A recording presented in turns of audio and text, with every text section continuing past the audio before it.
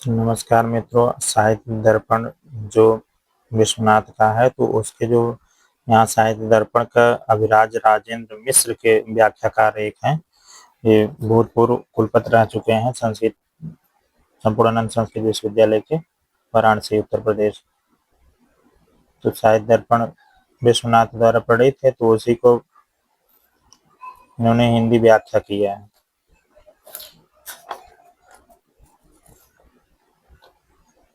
अभी इसमें दिखा देते हैं विषय अनुक्रमणिका। तो इसमें पहले प्रस्ताविक है, प्रस्ताविक वाले में क्या क्या दिए हैं देख लीजिए। संस्कृत काव्य शास्त्र की वैदिक पृष्ठभूमि दिए हैं, काव्य शास्त्र की परंपरा, फिर काव्य शास्त्र का प्रतिपाद्य, ये सब दिया गया है। काव्य लक्षण दिया, काव्य हेतु, काव्य प्रयोजन, काव्य भेद, शब्द शक्ति, अध्यय, लक्षणा, व्यंजना, तात्पर्य, गुण, अलंकार, वृत्ति, रीति, रस विवेचन, ये सब दिया गया है। प्रथम परिच्छेद पढ़ना है तो काव्य प्रयोजन है उसमें और काव्य लक्षण।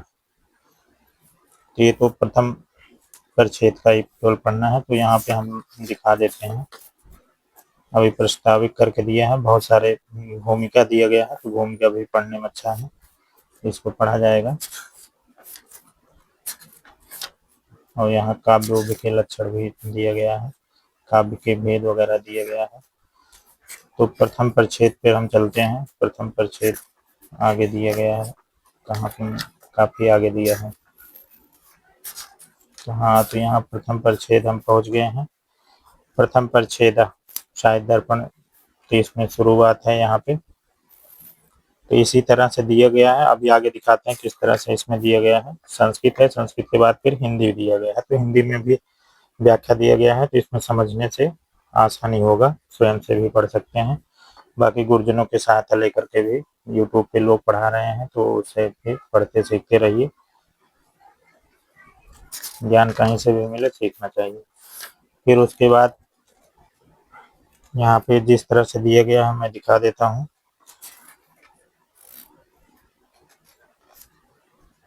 इसमें चतुर्वर्ग फल प्राप्ति वगैरह ये सब बताया गया है।